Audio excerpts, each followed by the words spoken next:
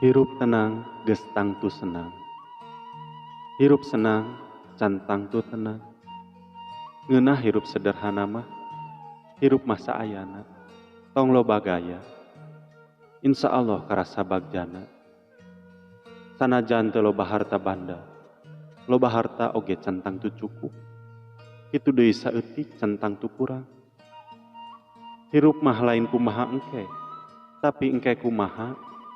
Hirup mah lain kumaha kahayang, tapi kumaha kamampuan urang. Hirup mah tong loba nempokeun batur, tapi kudu loba syukur, sangkan hirup teu salah jalur. Kajeun saeutik nu dikeureuyeun, leuwih hade tibatan ngarep-ngarep nu loba tapi euweuh. Saeutik anu kasakuan, leuwih mangpaat tibatan loba ukur dina lamunan. Hirup tong loba ngagugu gengsi, bisi matak salatri. Hirup mah lir ibarat lengkah, sing ati-ati tur tarapti. Nincak ulah ngan saukur lengkah. Bari komo jeung duduk pakrurumpak mah, bisi manggi beling, nu pastina bakal nyugat. Hirup jeung kahirupan lir ibarat lengkah jeung tujuan. Lengkah merenah nu dipilampah, tinangku barokah tujuan nu ku urang baris kahontal.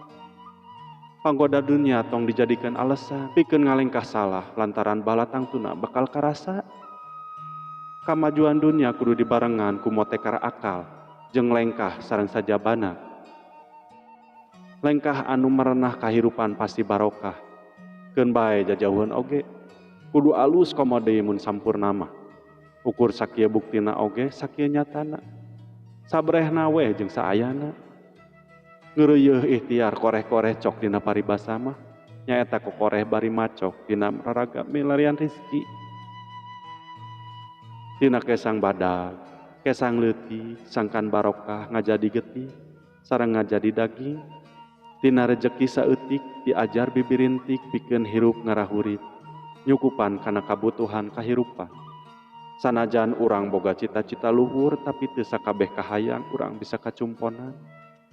Nyaeta loba anu nyababkeun bisa jadi ikhtiar urang kurang, bisa niatna teu bener, atawa bisa wae tekadna anu can pancek. Hiji hal anu ku urang dianggap hade cantang tu hade di payunan Gusti. Sabalikna oge, nu ku urang dianggap goreng, cantang tu goreng di payunan Gusti. Mantena mah langkung uningan, mana nu hade keur hirup jeung kahirupan urang.